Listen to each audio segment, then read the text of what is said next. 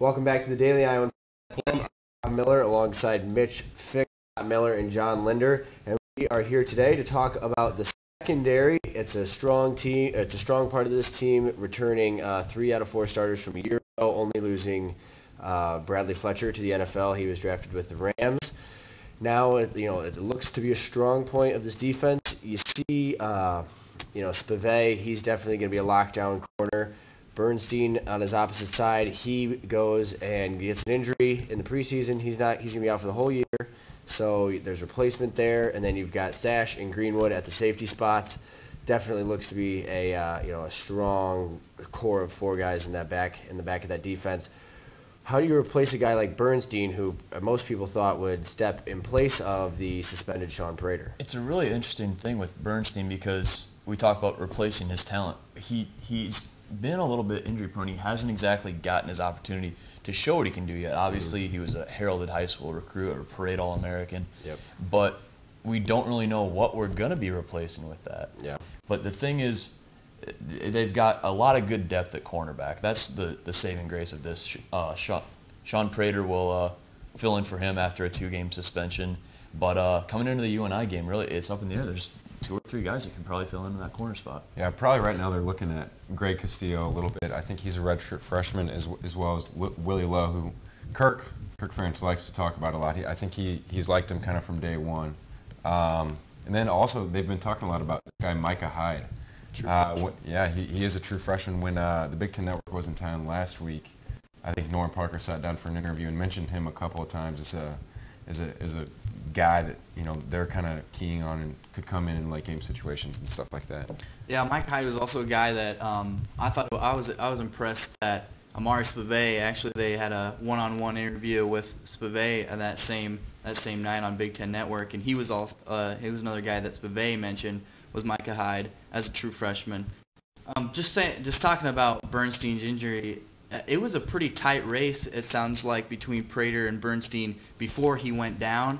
And, it's not something that I think people are going to be too worried about after these first 2 games when Prater gets back. He's a pretty tough-nosed kid. I mean, he really got after it in that open scrimmage. He showed some toughness. People would come out and block him, and he'd get mad. He would get real mad. I mean, he's a player. And Spievey is another one. I mean, people can talk about Bernstein's injury and Prater's suspension and the young guys at corner, but you still look at, you have a potential All-American in Spievey. You have a guy like Sash who had 5 interceptions last year, and a guy like Greenwood who's just real under the radar, but really solid all the way around too. Okay, so you look at Spievey last year. His first year of the Big Ten, did probably leaps and bounds better than what people thought he would. And you think, okay, is there some tough transitions in getting into Big Ten play? How good can he be this year? I mean, how much can they lean on him to basically cut off that side of the field for quarterbacks? Norm Parker made a point in a press conference earlier this year saying Amari Spievey has the potential to be the best cornerback that he's had at Iowa. Coming from a guy like Norm Parker, those are big, big words, and we've seen the potential and we've seen the burst that Amari can bring to the field. There's a lot of great things that he can do. Jovan Johnson, Antoine Allen, those are some pretty good guys. There's some really good. Even Bradley Fletcher could be right up there, but if he continues to build the way he has over just last year, it's not out of the question. And people forget about the one thing about Amari too is Sean Green really overshadowed this last year, but he was really the Sean Green of the defense after coming back from suspension. I think he went to a community college. I could be wrong. I think he went to community college. My neck of the woods. When Sean did as well, and he came back, and no one really thought much of it. I think he and Sean actually said they were coming back on the same day. Kirk kind of let him back in, and then he just came out of nowhere and was great last year for them. So I think he really can shut down that one half of the field. Norm also made a point to say he can be as good as he wants to be. Kind of that little kicking the tail and being like, get in the weight room, study some film and stuff like that, yeah.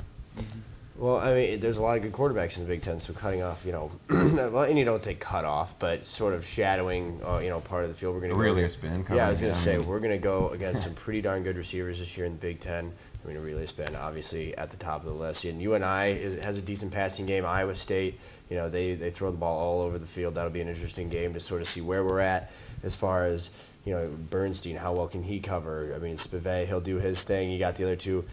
I mean, Iowa State should probably be a pretty good barometer as to where these guys are heading into Big Ten season. Just 'cause they're an air attack. They really should be. They're getting that new offense with Coach Rhodes now. It's not out of the question that they're going to throw all over. You mentioned UNI. The best part about this, Iowa doesn't have to play Illinois this year. They're going to miss out on Aurelius Ben.